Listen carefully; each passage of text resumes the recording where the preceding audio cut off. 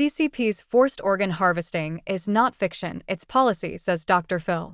The Chinese Communist Party is killing religious believers to sell their organs for profit, according to a new book promoted by Dr. Phil McGraw on his show, the Dr. Phil podcast.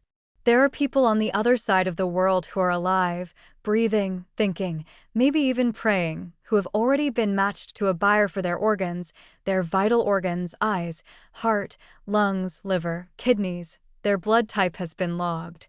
Their organs have been appraised, and when the order comes in, they will be killed to fill it, McGraw said. The celebrity host interviewed Jan Jekielek, senior editor at the Epoch Times and author of the new best-selling book, Killed to Order: China's Organ Harvesting Industry and the True Nature of America's Biggest Adversary, about what Jekielek described as the monstrous machine that the CCP has built over the past 2 decades. I know that sounds like something out of a horror movie. I know it sounds like the kind of thing that you would ordinarily dismiss as a conspiracy theory, McGraw said. Sadly, it has been well documented after 20 years of investigation. This is not fiction. This is policy. This is industry. In fact, this is an $8.9 billion a year industry run by the Chinese Communist Party, and it is happening right now.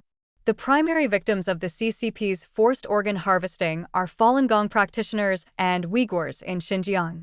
Falun Gong, also known as Falun Dafa, is a spiritual practice involving meditative exercises and based on the principles of truthfulness, compassion, and forbearance. The practice, introduced in 1992, grew rapidly in the 1990s, and by 1999, officials estimated there were 70 million to 100 million people practicing it. That's when the CCP turned on the practice, launching a violent persecution against Falun Gong practitioners that continues to this day. As Jekielek recounts in Killed to Order, organ transplant numbers began to rapidly rise in the year 2000 in China, a country that at the time had no organ donation program. By around 2015, the number of transplant hospitals had grown to more than 100, and evidence pointed to a second population being harvested, Uyghur Muslims, a population of about 12 million concentrated in the northern region of Xinjiang. We're talking about people whose only crime is what they believe, McGraw said, pointing to phone calls recorded by undercover investigators asking Chinese hospitals to procure organs and receiving responses that the hospitals would source them from Falun Gong practitioners. For Chinese hospitals to be promising wait times of between 1 and 4 weeks, as heard in some of those recordings, McGraw said that the database of blood-typed and tested victims has to be tremendous. Because you've got to match. It's really careful to avoid rejection, he said. To match to somebody that needs a transplant. It's not just a one-to-one. I mean, you got to have a big pool to choose from. Killed to Order is based on evidence from independent investigations that have taken place over the better part of 2 decades.